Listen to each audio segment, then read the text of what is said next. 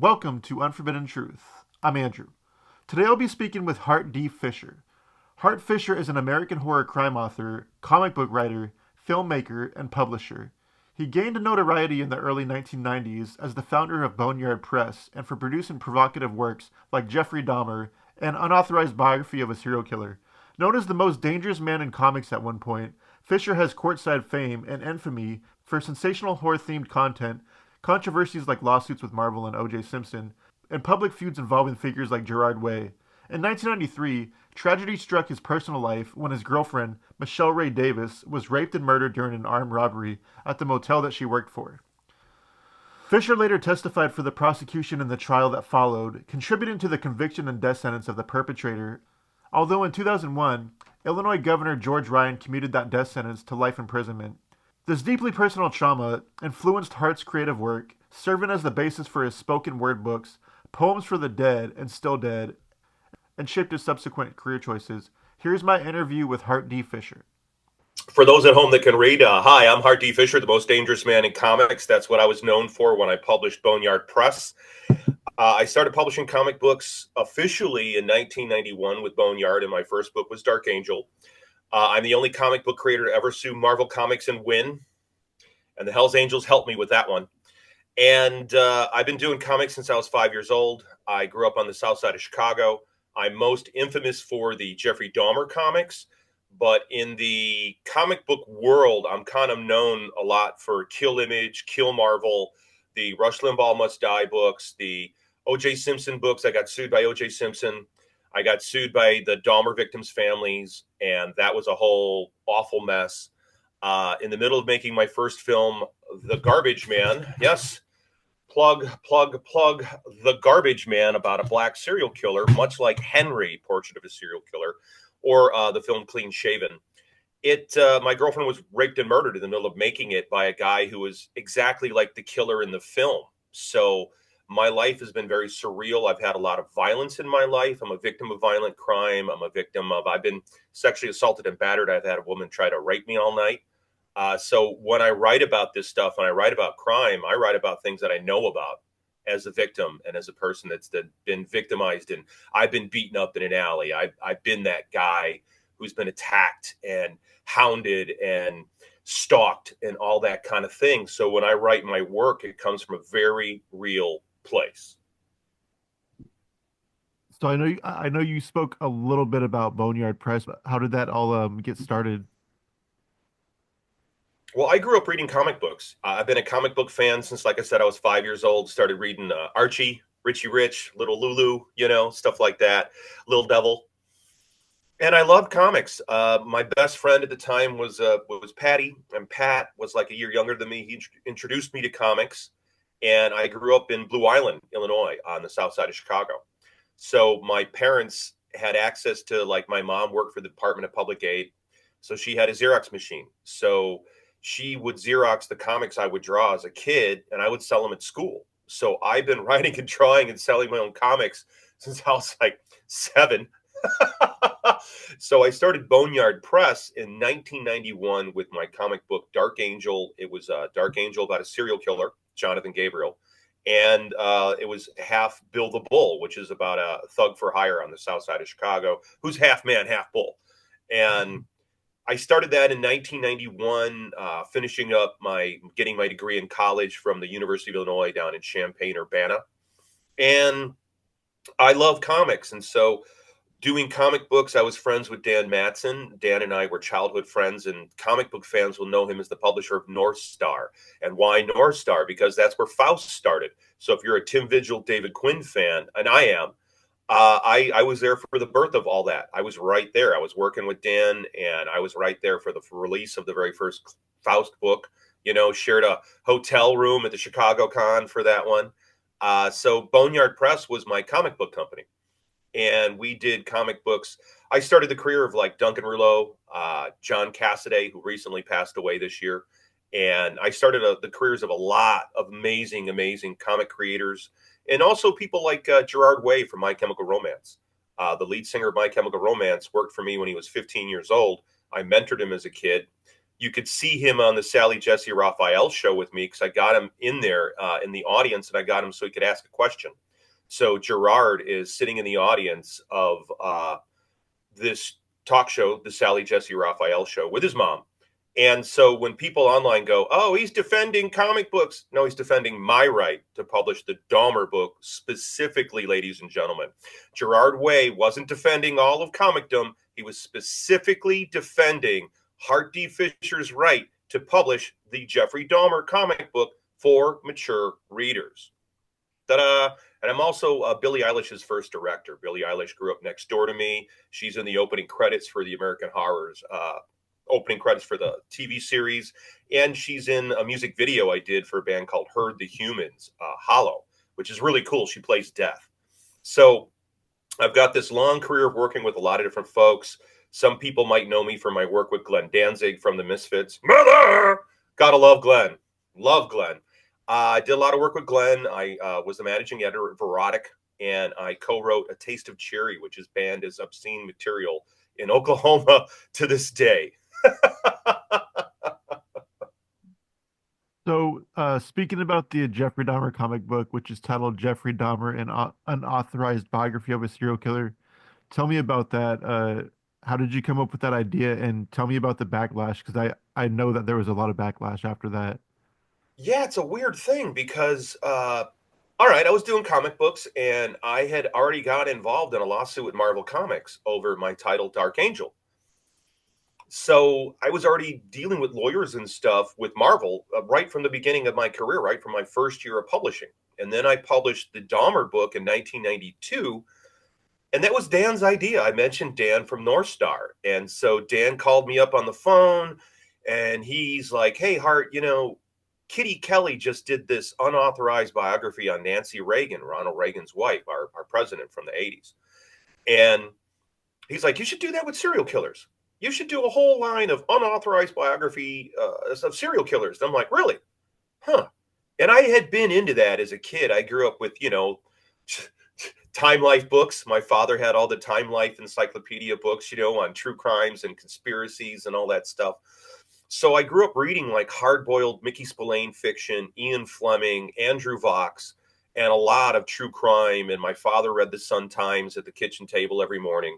So I was exposed to a lot of news, and my parents both have degrees in psychology. So at my household, they weren't druggies and they weren't alcoholics, and they smoked cigarettes, though. They smoked a shit ton of cigarettes. I can curse on here, right? Right, Andrew? Mhm. So I kind of, by the time Dan mentioned this to me, I was bored with serial killers. I found them kind of boring by this point because I grew up in the era of John Wayne Gacy. Like, what do they call that? The golden age of serial killers. So that was my boogeyman, was John Wayne Gacy. And I was really into reading about them and researching them. And that's when Mindhunter came out and Here There Be Monsters. And they started involving FBI profiling. And so Dan said, hey, have you heard of this Dahmer guy? I'm like, no, no, no, I hadn't heard of him because I was kind of out of that, And once I started doing my research on it, I kind of was sickened. I was absolutely sickened at the media's portrayal of Jeffrey Dahmer, their exploitation of the victim's pain and sorrow. And then they turned around and they said it was me. I'm like, wait a minute. I did a comic book. And for the folks at home, it's available now on Barnes & Noble. Get your copy today. The Big Book of Dahmer on Barnes & Noble today. Or if you want it signed by me, you can get it from me. You guys can find me on Facebook, Hart D Fisher. You can find me on X, Hart D Fisher. You can find us on Blue Skies. We're on there too. We're on Instagram. So if people want to find me, I'm easy to find. You know what I mean? Our website is currently down right now because we're upgrading the web server and we're upgrading the whole site's going to a whole revamp, And we had a problem with the online store processing credit card orders. So we've been working on that and getting the bugs kicked out. And we're about to relaunch the online store. So folks can get these from me directly. They can contact me on X. They can contact me on Facebook. Hart D Fisher, H-A-R-T. D as in dog, period. Fisher, F-I-S-H-E-R. When it came to the controversy of the Dahmer comic book, right? How many of the families were actually like trying to sue you or trying to, because I read something about they were protesting outside of where you lived, and Oh yeah. was it outside of the apartments where this happened in Milwaukee, or they were protesting somewhere else in Milwaukee? I forget Well, they what it did had do a said. protest march in Milwaukee. They did protest and they did seek to have the building where Jeffrey Dahmer lived and where he killed many of his victims. They tore it down.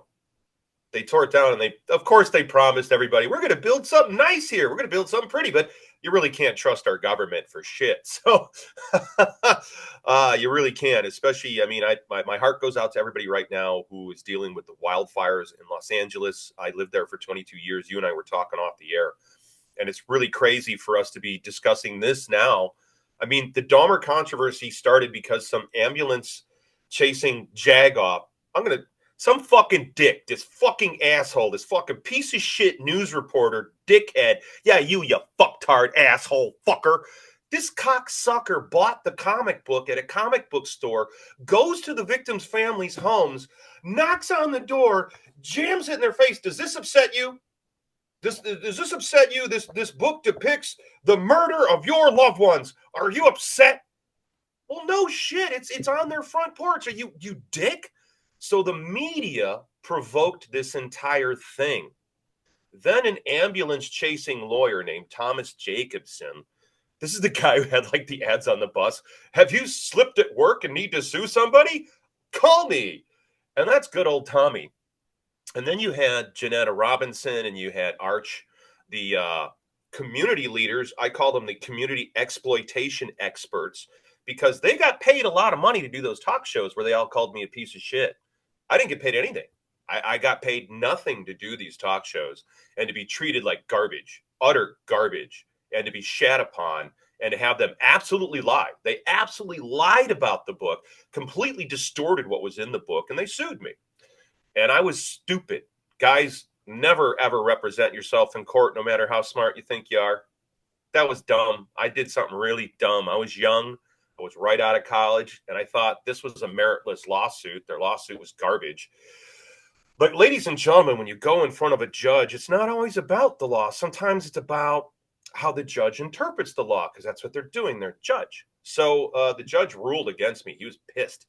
He was furious with me for representing myself in court. He was mad.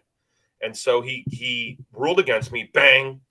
He fined me $1,500, which I had to pay to the victims' families, and he gave me a month to come up with representation and come back to the court. So I had 1 month. Now I'm a kid. I just got a degree in art. I'm a bouncer at a bar called Mabel's. I don't have money. You know what I mean? The book sold 4,000 copies, ladies and gentlemen. 4,000 copies. Now I got about $1.19 a book. Do the math. That's not a lot of money, is it? Oh, wait, we got to take out the cost of printing the book, too. Oh, that's right. That costs a couple grand, doesn't it, guys? So we're not talking about a ton of money here, but they made it sound as if I was. And I'm on, if you guys go on YouTube, you could go on YouTube, youtube.com/crime pays Hart, and you can see the Larry King interview. I'm also up. I've got a new YouTube channel up too, Hart D Fisher on YouTube. And so a lot of these stuff is up there. And so you can see them distort the truth. And you can see the lawyer going, well, what do you mean you say you didn't make any money, but the book's doing well? And I go, well, the book sells, but the money's spent on my legal fees because of you. And you're being disingenuous to the audience by acting as if you don't know why I'm broke. As if you don't, because what did it cost? In 1992 money, it cost $5,000, ladies and gentlemen. Andrew, do you have $5,000 just sitting in your pocket, brother? You don't have $5,000 just sitting in your pocket in 2024 money, let alone 1992 money, fresh out of college. So no one would help me. The Comic Book Legal Defense Fund wouldn't help me. They burned my money. They had me FedEx them copies of the books to their different board members, which was really expensive back then. And then they said they couldn't help me. The Comic Book Legal Defense Fund couldn't help me because of my politics. And I'm like, what are you talking about, my politics? It's a book about a serial killer. This isn't politics. It's about Jeffrey Dahmer. See, what can I show you guys in here? I got to be careful when I show you guys. You know what I mean? It's a book. Look, it's a book. Oh God, yeah, it's a book. Gee, it's a book about a serial killer. So I don't know what they were talking about with my politics. So they left me dry. And somebody there gave me a list. They gave me the number for the ACLU, and the ACLU wouldn't represent me. So I had to. They gave me a list of 10 lawyers, and the lawyers all wanted $10,000, $10,000, $10,000, 10 grand for a retainer. Holy shit, man! And so we got down to the last name on the list, and he took the case for 5 grand. We got him, and the case was on a Monday. He got his check on Friday. He cashed his check, and he didn't show up to court. Oh wow. He took my money. He cashed that money. He took that 5 grand, and I asked him. I said, "Hey, do I need to drive up to Milwaukee? I'm living in Champaign, Illinois, and this is in Milwaukee, Wisconsin. I'm like, do I need to drive up and be there in court?" He's like, "No, I'm representing you. I'm your lawyer. I will represent you in court. You're fine." So I get this phone call. Oh, Jesus. And folks, you should get the Big Book of Dahmer today and read all about it in the editorial. I go into great lengths and have photographs from the protest march. I have photographs from the court cases. I got all kinds of fun stuff in the Big Book of Dahmer. So getting back into this, God, it's just, it chafes your butt so much because you're like, it's all so ridiculous. It's just so asinine. So this guy doesn't show up, and I'm sitting there, and I work like nights. I'm a bouncer at a bar. So I get this frantic call on the phone from reporters. They're freaking out because my lawyer didn't show up. And so the judge ruled against me. So then I go ape shit. I went fucking bananas. I started punching holes in my bedroom door, and I started yelling and screaming and just fucking going bananas. And then I got my lawyer on the phone, and I went bananas. And then he went and he got him to reopen the case, and he got Arch Murchison to add, not Arch, to get Thomas to add more plaintiffs. So they started with like 4. Okay. So they started with like 4 plaintiffs, and then it moved forward through, and it was greed. It's all about greed. So the idea is Thomas, what he wanted to do is he wanted to set a legal precedent with the small publisher who he felt couldn't defend himself, so that he could go after Bantam and Doubleday and the feature films. So that's why it's like such a burn to go through all this stuff. And I'm a person who's gone through this violence, and they're calling me crap, and they're calling me a piece of shit in front of my dad on Jerry Springer. They did do a protest march on my house. They're screaming at me to burn in hell. The police told me I had to leave town. My landlord wanted me to leave town. So guys, you could see the footage on YouTube and Crime Pays Hart. Look up Hart D Fisher's Dahmer Q. Hart D Fisher's Dahmer Q, and you could see some of this madness on there. And I also have a whole documentary, like a 54-minute doc, up on YouTube called "The Most Dangerous Man in Comics" that people could check out. But I urge you guys, get that or get my book. At the time of all the backlash and everything of the Dahmer comic book, right? How did you feel about the families suing you and being upset? Like, how did you handle that at the time? You know, the funny thing about it is these talk shows are disgusting. They're absolutely disgusting. You know, the fact that nobody ever went, when I was on the Sally Jesse Raphael show, they specifically, I rode over there from the airport in the limo. You know, they flew me out to New York, and Sally hated Rush Limbaugh. So I brought a stack of Rush Limbaugh Must Die comics. So they made sure that Rush Limbaugh got them because he shot in the same building. And this is back when Rush was at the height of his fame, back in 93, you know, 94, with Ditto Heads and all that stuff. And he had his TV show. So Rush Limbaugh gave me a thumbs up on the air for the Rush Limbaugh Must Die book. So he may be gone, but the guy did have his sense of humor. He had a sense of humor, and he thought the book was funny. I think the book's pretty damn funny. It's very hard to find. That book sold very well for me. But the backlash was really weird because you see these people, you run into them, you're with them, you run into them in court, you see them, you're backstage, and when they shoot these talk shows, they shoot them as if they're live, like they're live or something. And so you will be hanging out. They'll go to commercial, and during the commercial break, you're just sitting there next to them, and they want you to save the fight for when the camera's rolling. So it's all organized. There are people in the audience that are leading the audience. They're lying to the audience. They're not being truthful to the audience. You know, The one talk show, Faith Daniels, is going, I can't show you everything in this book, but I can show you this. And she shows the worst thing in the book. She shows the absolute most hideous graphic in the book. And we aren't talking about a cannibal killer here, ladies and gentlemen. So, yeah, it's disturbing. Yeah, it is. It's not pleasant. It isn't fun.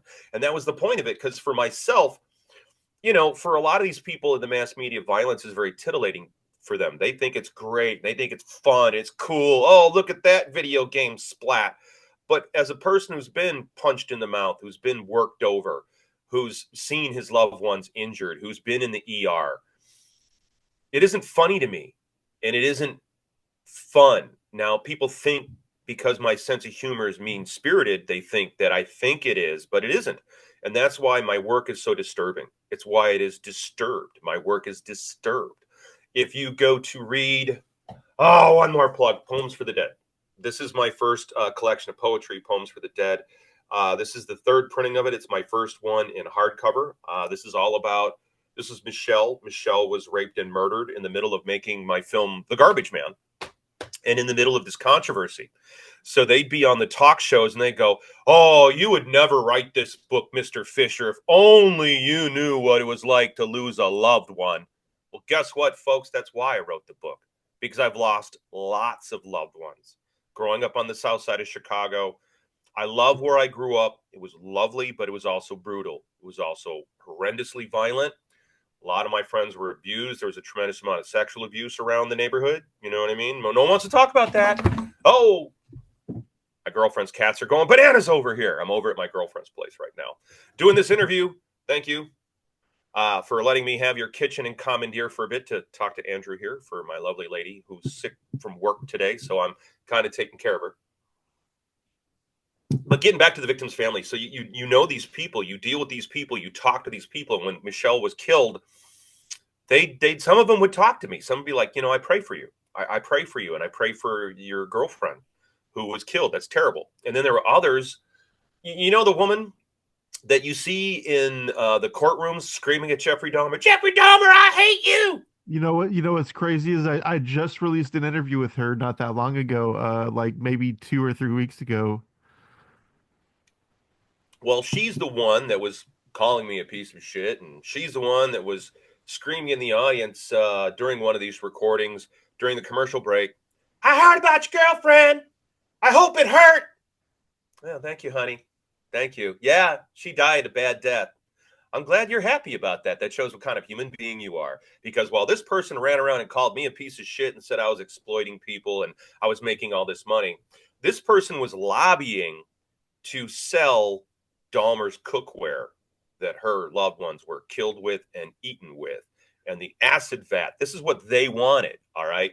So while they're yelling at me about blood money, they're bathing in it. They can't wait to get in that blood money. And as a person who's lost a loved one to violent crime, and as a person who's been through murder trials, it took 3 different murder trials to keep this rapist piece of shit in jail who raped and murdered my woman, Michelle, my first love. And so it's extraordinarily damaging to have these people say these lies on camera when they know your loved one was murdered. They know your loved ones were raped. They know these things and they lie about it. And that's what's so disgusting about Netflix's portrayal of my work in the Monster documentary. It's a hell of a thing to have your work maligned and lied about in front of a billion people. All right. I've had my work shit upon and my name shit upon in front of a billion people. And they didn't even get permission from me in Netflix for any of the copywritten work, none of my artwork. They altered my artwork. They Photoshop altered some of the covers. I do want to find a lawyer, and I do want to go after Netflix for this. I have suffered some severe emotional duress from this re-release and them reissuing the same lies. They're telling the same lies about this book. I left the book alone 30 years ago. I wasn't going to do anything else with these Dahmer books, but because of Netflix's special, because of their exploitation and their lies, and because they couldn't stop kicking some poor independent artist, I had to bring it back. I had to publish it again so that people could see it. Now, there's other books. There's The Further Adventures of Young Jeffrey Dahmer. There's Dahmer Zombie Squad. and there's Jeffrey Dahmer versus Jesus Christ. And people go, oh, wow, why would you do those? How the fuck do you think I paid for the lawyer, you guys? Where'd that $5,000 come from for that lawyer? Did it just magic its way out of my ass? No, I had to fucking do more books.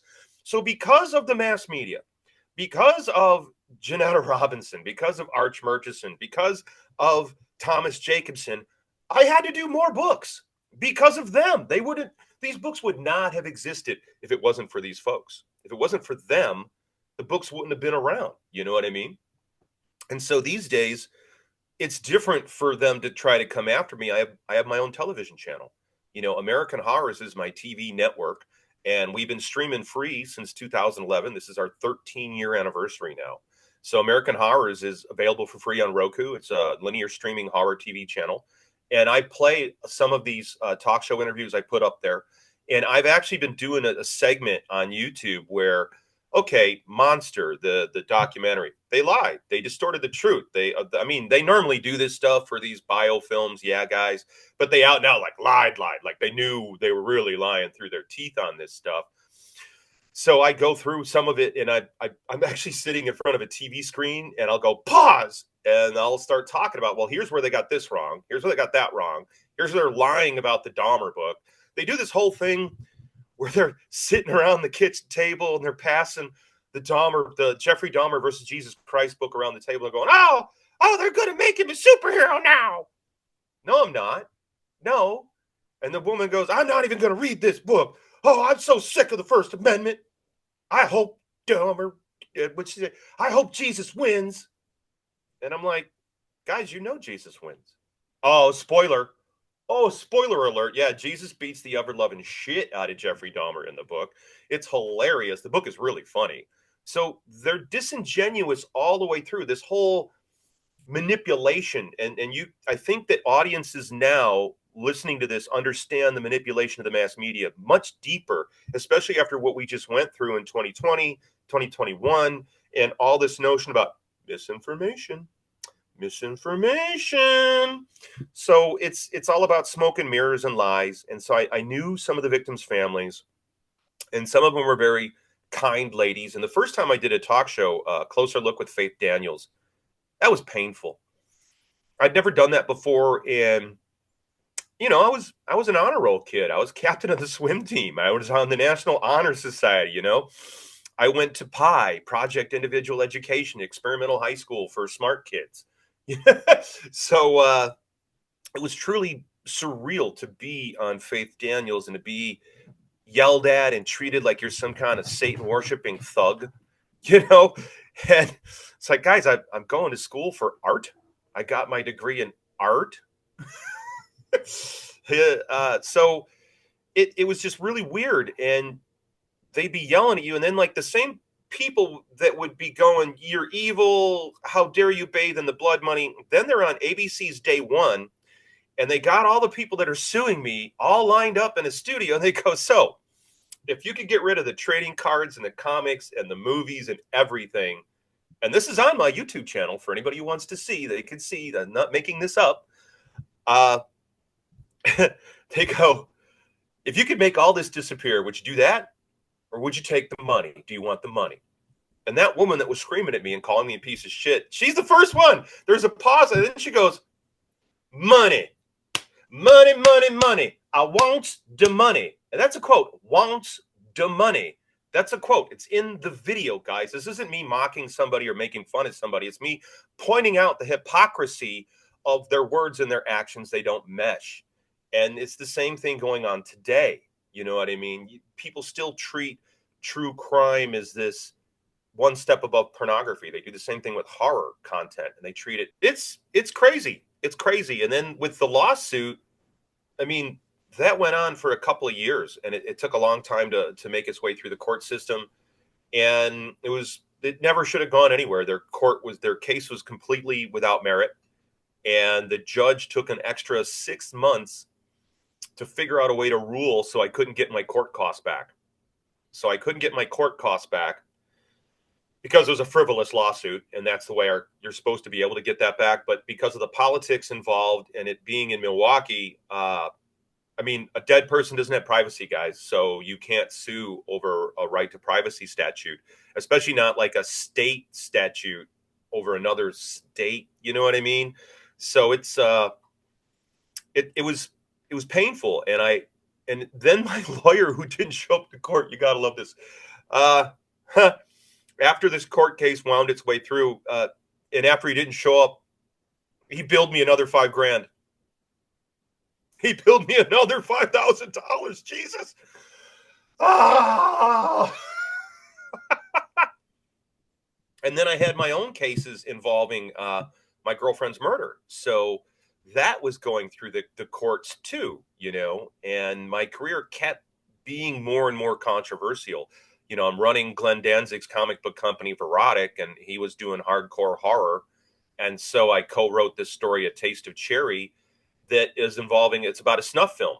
And so that went bananas and got seized by law enforcement, and they targeted it because of my name. By this point, I'm now famous, and the Kill Image book was funny because I killed Todd McFarlane and Jim Lee and Rob Liefeld, like Mad Magazine and Cracked. I've got a sense of humor, guys, like Monty Python, Mel Brooks. And so I love satire, and I love Saturday Night Live, and later on in Living Color or Mad TV, or all that kind of stuff. The Chappelle Show. I like that kind of humor. So that's my sense of humor, and that's how I write these books. Like when I did the OJ comics, Doing Time with OJ's Big Bust Out. They were spoof books where two demons get their vacation in hell, and they decide they're going to go visit OJ in prison and spring him. And they're very funny. They're very, very funny books. These books are, they're old, and I have the original printings. That's the cool thing, is anybody who wants to get a piece of history, I have a couple copies of the original Dahmer Zombie Squad. I have a couple copies of Jeffrey Dahmer versus Jesus Christ. And I do have a couple copies of the original Dahmer biography book. And they're for sale. I'll sell these. I've been selling off some of my old Dahmer shirts. We did a Jeffrey Dahmer Milwaukee's Best shirt. And it was, I altered the logo from a Milwaukee's Best case of beer. Now, I altered it. I altered it, but some reporter in Milwaukee bought the shirt and went to Miller Brewing and said, "Oh, what are you going to do about this? How can you let this go on?" So as you can see, the media has a lot of culpability for provoking this shit behind the scenes and then going, "Oh, he's such a terrible guy. Look at that evil, terrible guy. He's so bad for doing these books. Never mind that I'm going to make the victims' families cry right here on camera right now. So I, Sally Jesse, can make thousands and thousands and thousands of dollars off their pain." Yeah. So, so you mentioned your girlfriend who had lost her life, but I want to talk about her. But before her, I want to talk about your ex-girlfriend, who I guess you could say survived a murder attempt as well, correct? Yeah. Before it's people act like they just look at your photograph and just make assumptions about you. Oh, these days they would call it white privilege. Oh, Mhm. look, he's a blonde-haired white man with blue eyes. He must have never had anything terrible happen to him ever. Everything must have been handed to him on a silver platter. Life doesn't work that way, ladies and gentlemen. Life does not work that way. A bully's a bully. A person who's looking to exploit people is going to exploit you, whatever color you are, whatever race you are, whatever sexuality you are. A predator is going to prey upon people and use the tools at hand to elicit the response they want. And mass media is predatory, absolutely predatory. And they lie and they lie, and it's disgusting. So for myself, even before the Dahmer case hit, the local police all knew me because my girlfriend, my coworker at Mabel's raped my girlfriend. Okay. And that was pretty bad. That was pretty awful. And then after that, my girlfriend after that was kidnapped and raped and nearly beaten to death by this crazy security guard douchebag. And then the stuff happened to Michelle during the middle of making The Garbage Man, where she was raped and murdered doing her job at the Charterhouse Inn. She was the night auditor, and this dude kicked in a couple of doors to get to her. You know what I mean? And he had actually robbed the hotel 10 days before, Eric Daniels. So, and the funny thing is, I actually, it's been tricky because the victims' families accused me and they said, well, why don't you write about the victims? And I said, well, guys, that's your book. You got to write that. That's your perspective. I don't know your perspective. You guys got to write about that. That's not really my story to tell, I don't think. So that's what I do with Poems for the Dead. That's what I do with An American Horror Story. I'm talking about my real crime stories, the things that happen to me as a victim of crime, as a victim of the mass media. I am a victim of the mass media. My mother could not tell her coworkers at the Department of Public Aid in Illinois. My mother was the woman who was the welfare lady. She would go out and do welfare checks on families and single moms. And so my mother, who dedicated herself to helping poor folk and helping folks out and working for the Department of Public Aid, couldn't tell her coworkers who her son was because of the lies of the mass media, because of the lying mass media. So you can't trust these guys. You can't trust a goddamn thing they say. You cannot trust them. And if you don't believe me, just go watch those drug commercials that talk about how they'll blow out your ass or give you a blood hemorrhage or do all these terrible things, but they want to sue gun manufacturers for making a gun. What? Huh? What? How many kids die from taking their parents' prescription drugs?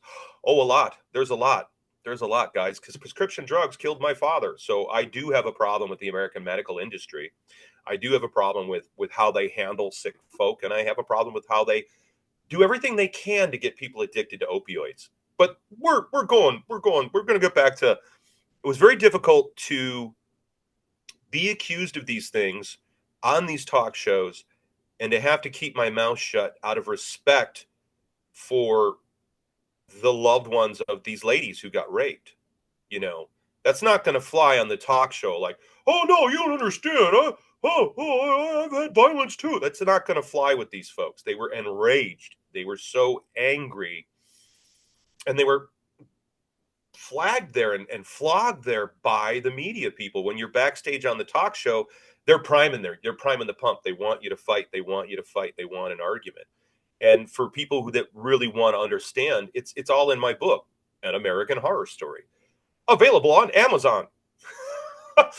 Got to get the plugs in there, guys, because this is how I eat, ladies and gentlemen. This is how I eat. This is how I like feed myself. Is when you buy my book, you're buying me a sandwich. You know, you're paying for my electricity. You're paying for my internet fees. When you advertise on the American Horrors television channel, you know, Zuckerberg just announced he's going to flood Facebook with fake AI people, right? So isn't that kind of a fuck you to every advertiser? Why am I going to advertise to a bunch of AI bots that can't buy anything? But if you advertise on the American Horrors channel, you're actually going to have human beings see it. Actual human beings will see your promo on American Horrors. That's right. I'm doing a plug for the channel, Andrew. Yes, as you look at shocked aghastness, I'm plugging the channel yet again. Ladies and gentlemen, contact me. We're affordable. Advertise on American Horrors. We have millions and millions of viewers around the world, ladies and gentlemen. Average watch time yesterday per viewer, 18 minutes. That's pretty good, guys. Average watch time on YouTube is 3 seconds. Or actually, maybe it's 1 second on YouTube.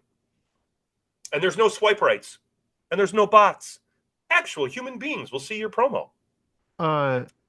After Michelle had passed away, right? How did you deal with the like the trial, the media circus and everything? Because from what I've read, her I had imagined her trial was a little high profile. I mean, I know it was a little back then, but how did you deal with all that? It was Being that nasty. you It was you got disgusting. negative attention at the time, you know? I had a mental collapse. I'm not ashamed to admit it. I had a complete and total mental collapse. You want to know where my brain was? Read Poems for the Dead. You want to know where my head was? Read An American Horror Story. The thing about An American Horror Story that's different from, let's say, somebody else's bio book, it's written in first person central. You get what I mean? I'm like telling the story, and that it's not. I didn't hire somebody. I didn't pull an Artie Lang. I didn't hire somebody to write this. I wrote it. This is my writing. This is from my perspective, and I lost my mind. I lost my goddamn mind, and I went bananas with training in martial arts. I went bananas with weightlifting. I got really paranoid. I had a bunch of stalkers at this point in time. Now I got stalkers. Because of the mass media, my house was robbed twice. Twice my house was robbed because of the mass media. Thanks, guys. Good job. So that's why I kind of laugh when people, I'll have artists go, the Dahmer book's not the most infamous comic book in the world. Yeah, it is, guys. Name something more infamous than the Jeffrey Dahmer book. Go ahead. I'm waiting. Dude, dude. You can see I'm a little crazy still. I'm a little nuts, and I know I'm a little nuts. I have a good doctor that I work with. Doc Savage, thank you for all the work you've done with me. My doctor is military, and I work with a lot of veterans, and I have a lot of vet friends. And so I have pretty bad PTSD. I get pretty bad anxiety attacks. The holidays are pretty rough for me. I almost died for Christmas from a staph infection in my throat. That's a whole other story. It's been a wild ride, Andrew. It's been a wild ride. And I was nuts. I was absolutely nuts. And there were 3 different trials. So what would happen is I thought it was done. They convicted the guy. This is the fucking guy. He raped her. He killed her with a shotgun. This is the dude. This is the dude. Okay. Blood on his clothes. They've got the murder weapon, everything. He's trying, his defense is she was into rough sex and he was the guy on the side, Utter horseshit, ladies and gentlemen. Utter horseshit. So it drove me, it made me bananas. It made me bananas. You could not move on with your life, You're sitting there and I moved to Los Angeles. I had to get out of Champaign, Illinois, where it all happened. And I moved to LA, and now you get these legal court stuff, and you're like, wait a minute, what the hell's, he got the death penalty. What's going on here? And you're in shock. You can't, and you're like, what, why are they doing this again? And this is an expensive process. They have to reopen the case. They got to pay everybody again. They got to get all the witnesses back. They got to get everybody back for the court cases. This isn't easy to just do another case. And then now you got a different prosecuting attorney. And now the defense is more desperate. Now they're dirtier. And I'm a prime witness. I'm one of the main witnesses. My father was the last person to talk to her before she was killed because he was staying at the hotel. And so she gave him the wake-up call. And then if he'd come up to the front desk 5 or 10 minutes sooner, he would have been dead too. He'd be fucking dead. So we were both at these trials, and it was really, really intense. And I could barely be in the room. I'm not like other people. I'm a hardcore martial artist. I'm 6'2". I'm very trained. I'm 235 pounds. I'm responsible. I'm a responsible guy. I'm responsible. Mind your weapons. Mind your weapons. But this is the biggest weapon right here, ladies and gentlemen. This is the biggest weapon right here, ladies and gentlemen. Your brain. Your brain. So it made me nuts. It made me nuts. And I couldn't get my head together. Every time you thought you could get your life together and move forward, it rips it all apart, just shatters your whole life. And that went on for 10 fucking years. And the last trial happened leading into 2001. And this destroyed my relationships. It destroyed my relationships with my girlfriends. It's made it very difficult for me to deal with stuff like my late wife Waka had severe anemia and colon cancer, and so I got a lot of fucked up shit in my head. So my writing is really dark and my writing is really intense and it's funny. That's the other thing is I'm known for the horror, but I've made most of my money writing satire. Or my comic Babylon Crush did pretty good, which is about a lesbian vigilante. So before all the alphabet soup folks came along, I had the very first out lesbian character in comics as the main hero, the main character. Before DC, before Marvel, before all those guys, I was first. And it was based on real friends of mine in Los Angeles in the community. The late, great Barb, who was the Duchess de Sade in Haunted Garage, and also Varla Vortex, a fetish designer. And so the costume of Babylon is based on real dominatrixes I knew. You know what I mean? So a lot of my writing is based on real people, real situations. I've been around the world, And the trials, they once you go through that, tweet away, fuckers. Go ahead, try to cancel me, fucktards. I'm already on that list. I mean, if you guys look, you could look at the playlist and you could see where YouTube has flipped me off. Like you can see where I like got flipped off. I'm like one of those guys that has been where they've been trying to cancel me for a long time. So when people talk about cancel culture, it didn't start now. It started even before me. It's censorship is a thing that is all part of control. It's about controlling the masses, controlling how things are perceived, controlling the narrative, control. So, uh, if you go on YouTube, my stuff is there, but it's kind of like weird. It's like whitelisted in a lot of spots. Facebook is always fucking with me, and it's a real nightmare because I get in the way of their narrative. Netflix spends a ton of money advertising with Facebook, and Netflix has spent a ton of money reading people's emails on Facebook because most people don't know that all of your messages on Facebook aren't yours, they're public, and Facebook sells that information to everybody. So anyone that is doing business negotiations over Facebook's messaging, you're making a big mistake because they sell that information to your competitor. Okay. So if you have a contract negotiation or any of that, that is not private information. So you cannot do that in your communications through Instagram, through X, through Blue Sky, all of them. Read all of those communications. So if you want to keep your business private, you got to do it via like email or letters, and everything that's on your phone is being listened to. Everything. Guys, go watch Casino. And how did they get all the mob guys in Vegas? A wiretap. What's the phone? It's a wiretap. And there your remote controls are wiretap now because I got a Roku and I can't get the goddamn Google thing to stop listening to me. Keeps listening all the freaking time. Never have Alexa, never have any of those voice activated anythings are all listening. A lot of people don't know that part of the Ukraine was they routed the Ring camera servers through the Ukraine so the FBI could access those servers without a warrant. But that's a whole other conversation from my old show, Heart Attack Radio. I used to be really politically involved. Well, I appreciate you coming on today. I've been wanting to talk to you a while about a couple of things that we were able to talk about today, and I think in the future we can definitely do a follow-up interview. I have some opportunities for you with a few different people if you want, mostly on TikTok and stuff like that. But I appreciate you coming on today. I'm sorry it's taken a while to get it scheduled, but I'm glad we were able to knock it out. It works out better this way because I'm about to have the American Horrors Film Festival. I do a film festival in Lake Geneva, Wisconsin. I'm located in Wisconsin. And I do a film festival every year here in downtown Lake Geneva. And so we shoot a TV special around it. So starting in January, like next Friday, we start every Friday night. We've got the interviews, the panels. It's going to be because we have the TV series, the American Horrors Film Festival series. And so all the shows and stuff we've done over the years, we're running those every Friday on American Horrors on Roku. It's totally free. You could check it out. And if you want me on your show, guys, I'm here to talk. I'm here to get the message out. And Andrew, your timing is perfect because it's been difficult getting the big book of Dahmer out.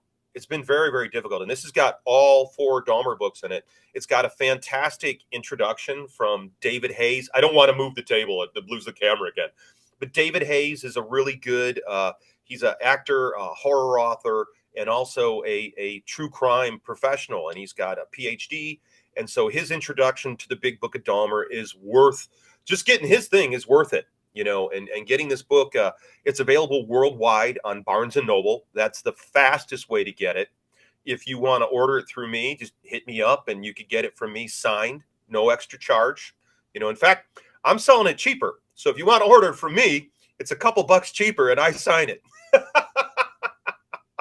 All my books are available. AmericanHorrors.net. Right now, the site, we're revamping it, but it should be back up in about a week or so.